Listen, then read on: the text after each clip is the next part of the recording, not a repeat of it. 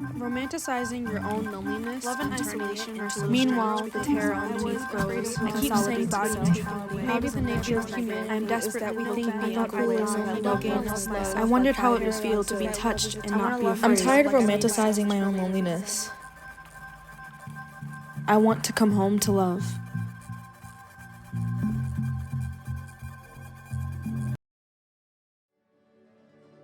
July 2021. Among all of the other activities that were occurring at this time, my thoughts were flooded with all the information regarding my upcoming move to London. This was one of the many instances where the realization that my spontaneous decision to transfer to a university outside of my home country would inevitably become the catalyst for so many firsts in my life. First time in Europe, first time outside of my native country for an extended period of time, first time living alone, first time not being a road trip away from the people I grew up with. Internally, I was celebrating.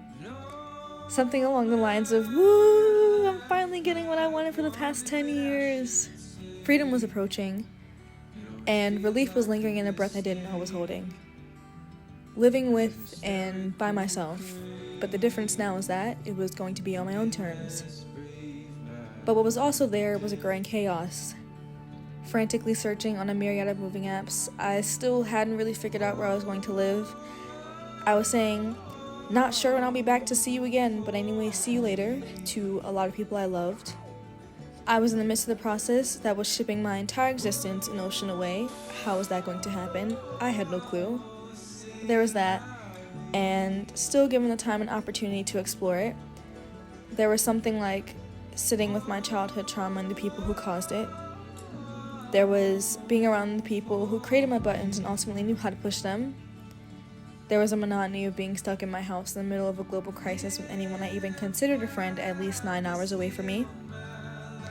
There was the rising intensity and frequency of my anxious and depressive episodes.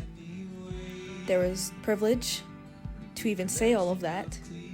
There was death. There was more exploration and even more discovery.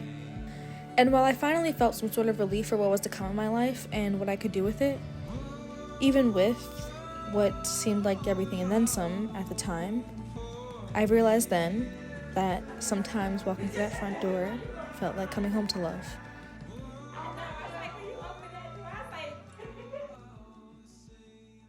Like, it might be easy for me to cry some days, but like I still wouldn't be like that. Like, if I'm sad, I'm not like, oh, I ruined my whole day. I'm like, okay, that's just part of it. Right, You know like, what I mean? I don't identify with anymore. Yeah. Like, it's just there. It's just there. It's just there. And like, again, like starting my newsletter, sad girl a day. Uh-huh. Like, I'm not talking about anything traumatic. I'm just talking about like this, like how a lot of my reflection, my self-reflection, has this undertow of like. It's a very like, Yeah. little dramatic. Yeah. You know, the drama's there. Like, Yeah. I like it. You know, like that's me. I do this more often than I'd like to admit, but I'll end up slipping into these apathetic, depressive episodes where I really can't see a rational reason to continue living. I'm trying to consume everything, but nothing is satisfying me. I'm restless, it feels like I'm suffocating. I think about the future and feel like I'm incapable of doing literally any and all things, while simultaneously feeling like anything I could attempt in the future would also be unsatisfactory, and I'll just be stuck in the cyclical process that is doing things, only to really be fulfilling nothing. Surviving purely because it's an instinct, I think, is the best way to put it. In those moments, among others, death is putting up a pretty convincing argument. Things to address with therapist. I have no energy to do anything. There's no energy because there are things outside of my control. It's like an anxiety that kind of paralyzes me to a point of stagnation. I consume isn't me dealing with the problem. I don't know how to deal with it. Rather, just done to attempt to deal with it is either just as fleeting as indulging in my hyperfixations, or it just doesn't work. I don't want to feel like I'm on the brink of feel like I'm having fun, I'm enjoying myself, and then I get home and that feeling kind of subsides. This is also the most frequently I've had life. I just feel really hopeless. And the world is ending and ending and ending. and then I talk to someone I love. What? I'm so excited right now. Like, Get this. I'm working on it. Ooh, I love that. Feel the sun on my skin. I can just like sit in the sun right now.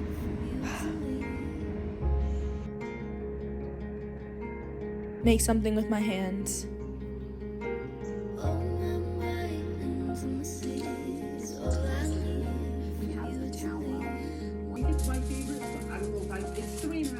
Really laugh.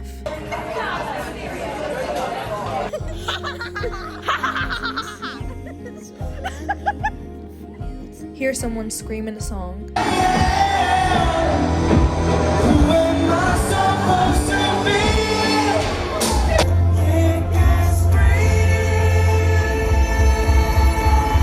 Look at a painting, read something really cheesy in a manga, and then I finally remember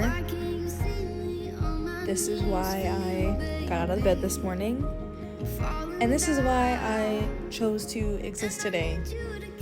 I finally remember what it feels like to feel love. The most obvious question then begs itself to be answered. Why deprive yourself of the things that will make you feel better? Well, maybe the answer lies in the fact that I'm not comfortable with and don't know how to receive love from others, and to deprive myself of it actually feels more familiar than the latter. Or it could be the fact that I don't feel like I'm worthy of it. What have I done to warrant this good thing happening to me when I feel like I've done nothing to deserve it? Who could possibly want to commit the sinful act that is loving me? And other times I just genuinely don't have the energy to cater to myself. I naively thought that an awareness of these ailments of mine would be the key that I needed to relieve me of them. A life to look forward to where the thought of ending it no longer occurs. It felt like such a simple thing to ask for. But apparently, that's not how it works. Awareness seems to be the only thing I'm left with, and all I can really do at the moment is ask, what do I do now? Well, you work on it. December 2021. It was at this time where I reached a breaking point in reference to my living space. I felt as though I had gotten this place to a point where I felt safe enough, comfortable enough, keyword here being enough. I didn't want this space to be on the brink of feeling like some place I could call home, and I didn't want to waver any time I made the connection between me and this room that I lived in. That retired narrative has followed me for as long as I can remember, and as it seems like a reoccurring theme in my life, when I finally got the opportunity to do something about it, I looked the other way. In short, I wanted this space to be more than a place I slept in.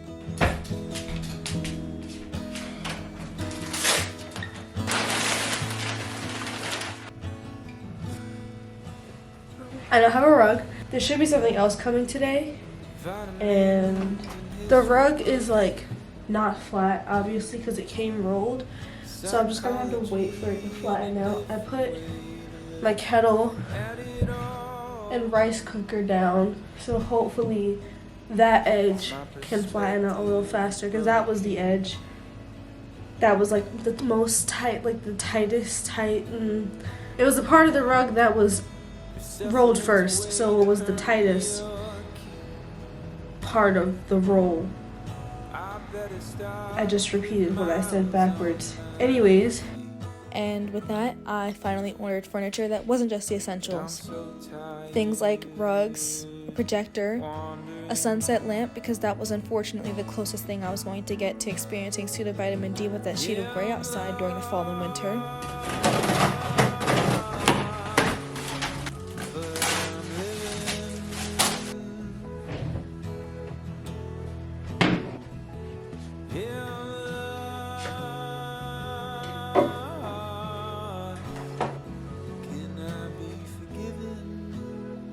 Okay, hi, got my packages, and let's open them.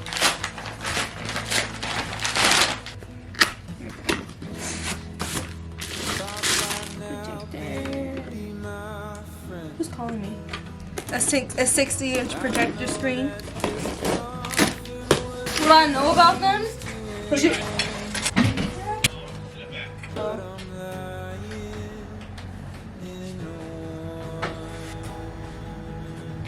Look what came! I now have all 6. And after some time, I found myself relaxing a bit more. And that fraudulent feeling that arose every time I told someone I was going home slowly started to dissipate. One thing I do miss about living in Baltimore is being able to access a good half and half easy. So I'm literally taking Japanese green tea and an M&S lemonade and some agave syrup so I can make a half and half. Coming home. Except I don't feel like I'm desperately trying to convince myself that this place is my home. Guess who's coming again? We had so much fun last weekend that we spontaneously decided that Kayla would come again this weekend. You know that cheesy saying, the one that goes, home is where the heart is? Well, unsurprisingly, it's true. Home is where the heart is. And as I realized a while ago, my heart tends to lie with people rather than in places. Look at her! She's here!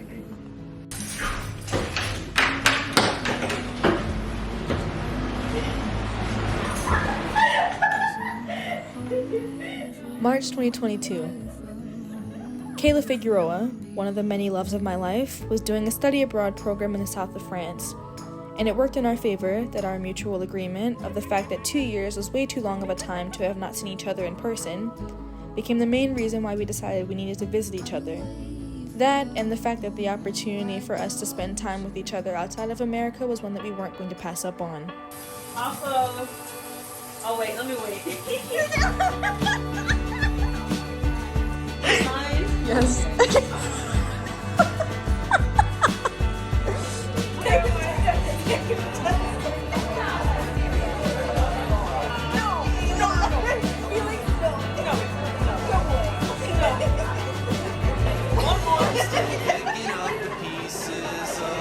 Okay, validation. Looked in your eyes, got it all concentrated. Joan Hart's in the bottom. Don't do much space time. You assume I'm fire, but what would you do? Funny story about Kayla and I. We've actually gone to the same school since 7th grade, but didn't utter one word to the other until the latter half of senior year. My mother was literally her teacher in middle school, and still not one word was said to one another. Ironically, Kayla is now one of the 2 people I speak to on a daily basis from high school.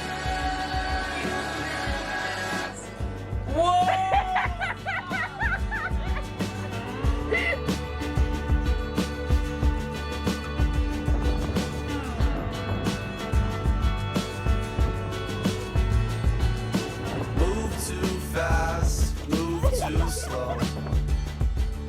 Call my friends, watch the river flow. There was one jean jacket, and Evie picked it up. Fair game, okay? I can't get mad we're in places like that. If you see it first, it's yours. But, you know, I tried it on, and I really liked it. And I was like, oh, if you don't like it, you know, slide over here. But Evie liked it. So I was a little bitter. I was happy for you, but I was upset internally at myself for not peeping it earlier. Okay, not at you, at myself. It was so disastrous.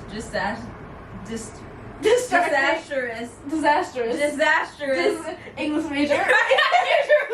English major where? Disastrous. It's a disaster. It was disaster-esque. So she had to get it. Back is literally broke.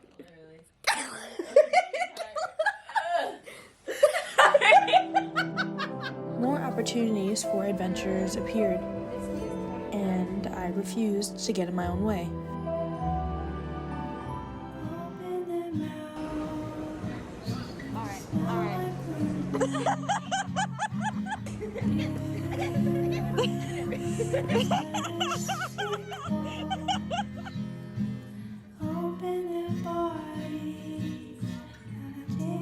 I realized that in my efforts to remedy myself of the feelings I was having was that the problem wasn't inherently me, but rather too much of me.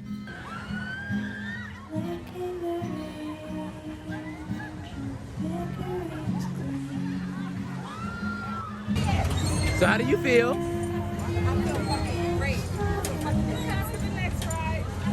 Fucking invincible? I consistently forget how important it is just to be around people. I've spent a lot of time alone, but there has to be a point where I realize that I can't isolate myself forever, where I stop ruminating by myself, where I let other people in, where I enjoy the company of others, where I intentionally raise my anxiety levels. There has to be a point where I realize that it is okay to exist with other people, that I do gain some fulfillment in my life when I live that life with the ones I love, and loving others is just as important as letting others love you. Who would want to commit the sinful act that is loving me? Well, it seems like a handful of people are willing to risk it.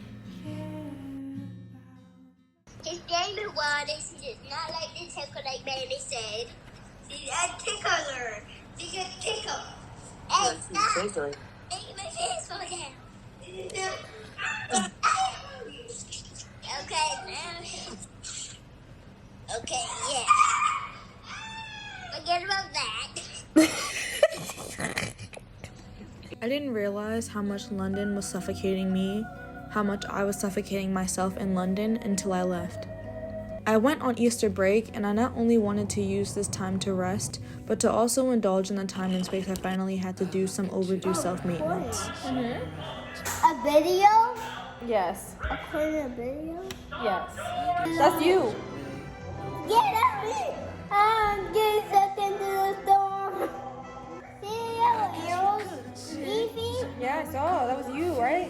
Yeah, the yellow arrows hurt the bane.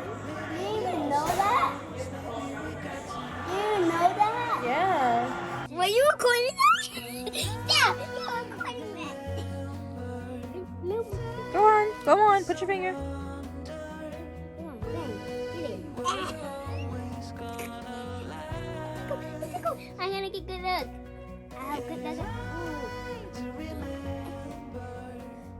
Now that I've been out here for 3 weeks, I find that I actually look forward to doing the activities that used to give me a paralyzing sort of anxiety. I've been doing yoga a lot recently, and quite honestly, it's been, I think, the only grounding technique that I have right now. I've started to remember really important things while doing small activities like a yoga practice where I hug myself. Why did I forget that I could hug myself? I still do become physically plagued by my anxiety sometimes, but it feels a lot less daunting to face it and accommodate myself because of it.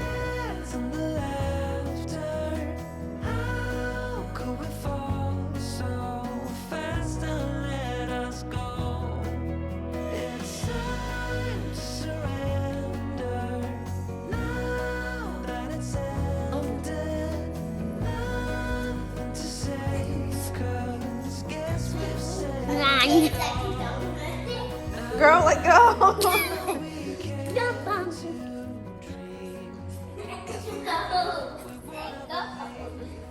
We're going to Tennessee for 4 days, just as like a little vacation. So I'm kind of packing. I need to get dressed also so I can go. I'm also really hungry, so I need to eat as well.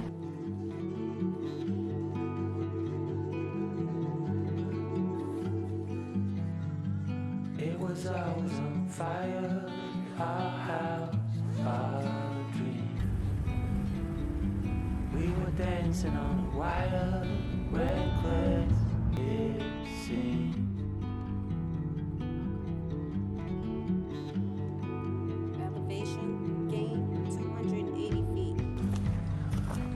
found holes in these walls. We like what we saw. Seems so strong to fall. You know who will be able to cross this bridge? Your husband. What I always fail to remember is that the mugginess of it all, that rigidness in my body is just as temporary as a good feeling, and that given some time, and sometimes some effort, the burden it bears on me will ease its weight soon. Balance.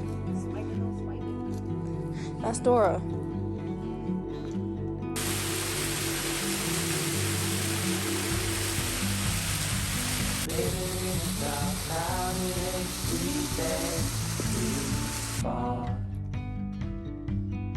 June 2022. Currently, my life is a series of me relearning how to live in a way that is fulfilling to me.